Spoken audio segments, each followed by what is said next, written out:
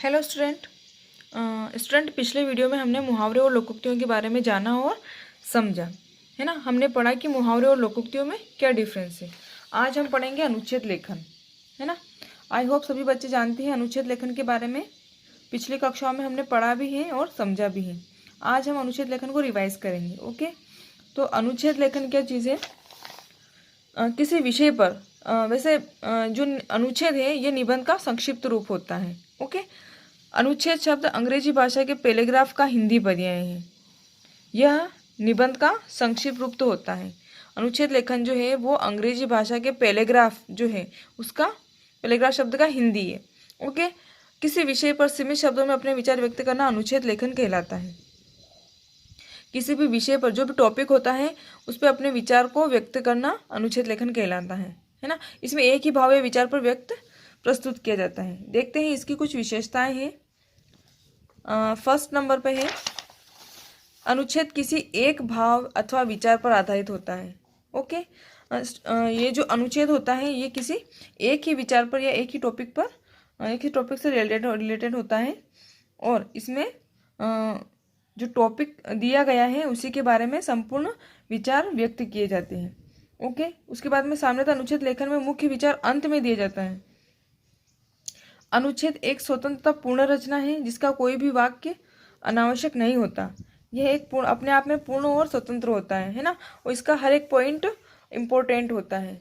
अनुच्छेद के सभी वाक्य एक दूसरे से संबंधित होते हैं। ओके, इनके जो वाक्य लिखे जाते हैं वो एक दूसरे से रिलेटेड होते हैं और इसमें क्या होता है कि एक के ऊपर दूसरा डिपेंड होता है। ओके, अब देखते हैं अनुच्छेद लिखने संबंधी ध्यान देने योग्य बातें कौन कौन सी। अनुच्छेद लेखन में मुख्य भाव पर ही समस्त लेखन केंद्रित होना चाहिए। अनुच्छेद लेखन से पूर्व मुख्य बिंदु तय कर लेने चाहिए। ओके, कि हमें कौन कौन से जो पॉइंट हैं वो हमें लिखने हैं, वो हमें पहले ही डिसाइड कर लेने चाहिए। ओके, उसके बाद अनुच्छेद लिखते समय अपने विचारों को क्रमबद्ध रूप से लिखना चाहिए, मतलब सीक्वेंस में लिखना चाहिए एक के बाद एक। ओके, उसके बाद में वाक्य छोटे और विषयानुकूल होने चाहिए। जो टॉपिक है उससे संबंधित होनी चाहिए और वाक्य बहुत ज़्यादा बड़े नहीं होने चाहिए। अनुच्छेद की भाषा सरल, स्पष्ट और रोचक तथा प्रभावशाली होनी चाहिए।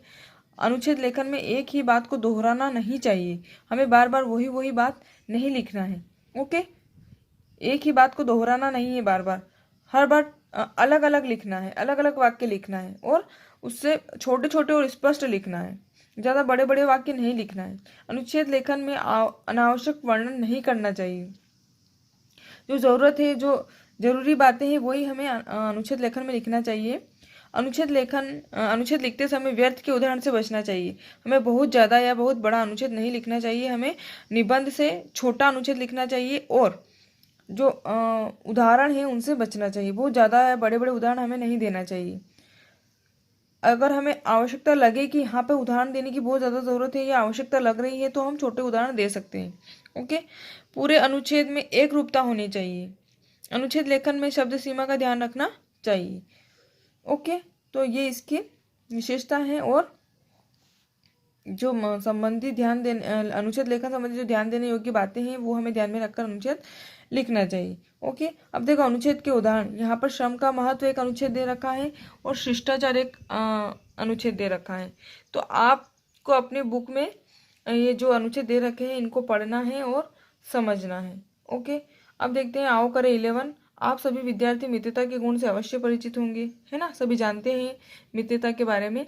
तो चलिए अब आप मित्रता पर अनुच्छेद लिखिए। इस कार्य के लिए आप निम्नलिखित बिंदुओं की सहायता ले सकते हैं। कौन कौन से पॉइंट है आप जिस पे आपको अनुच्छेद लिखना है? सच्ची मित्रता अनमोल धन के समान, सच्ची मित्रता का महत्व, सच्ची मित्रता की पहचान, सच्ची मित्रता जीवन का वरदान। ओके स्टूडेंट, तो आपको अनुच्छेद लिखना है किस पर? मित्रता, सच्ची मित्रता के ऊपर आपको अनुच्छेद लिखना है। किन किन बातों का ध्यान रखना है इसमें? अनुच्छेद का जो मुख्य भाव है उस पर केंद्रित मित्रता के बारे में लिखना है। तो मित्रता का जो भाव है उसी के बारे में लिखना है ना। अब बिंदु ये दे रखे हैं, आपको तय करने की आपको जरूरत नहीं, इसमें ऑलरेडी बिंदु दे रखे हैं। तो आपको इन बिंदुओं की हेल्प लेकर अपने जो विचार है उनको क्रमबद्ध तरीके से लिखते जाना है। ओके, बहुत ज़्यादा बड़ा वाक्य नहीं लिखना है और इसके अकॉर्डिंग ही आपको मित्रता के अकॉर्डिंग छोटे छोटे सेंटेंस बना के आपको लिखना है। और आपको ये ध्यान रखना है कि जो भाषा है वो स्पष्ट होनी चाहिए, है ना। सरल होनी चाहिए, डिफ़िकल्ट शब्द का यूज़ नहीं करना है। ओके, और बार बार एक ही बात को दोहराना नहीं है। जो पॉइंट्स आपने लिख दिए हैं उसको बार बार नहीं लिखना है, ठीक है। और शब्द सीमा का ध्यान रखना है, बहुत ज़्यादा बड़ा अनुच्छेद हमें नहीं लिखना है। ओके, तो आपको क्या करना है, आओ करे 11 लिखना है। उसके बाद में हम देखते हैं practice book. This is your practice book, मेरी बारी 6। यहाँ तक सबने अपनी फेयर कॉपी में कंप्लीट कर लिया होगा, सॉरी बुक में फिल कर लिया होगा। अब देखते हैं मेरी बारी 6 में मुक्तानंद जी किसी भी चीज़ को मुफ्त में पाने के लिए हमेशा तैयार रहते थे। यह उनके लालची स्वभाव को दर्शाता है। किसी व्यक्ति के प्रसन्न रहने का भाव संतोष है। अब आप संतोष धन पर एक अनुच्छेद लिखिए।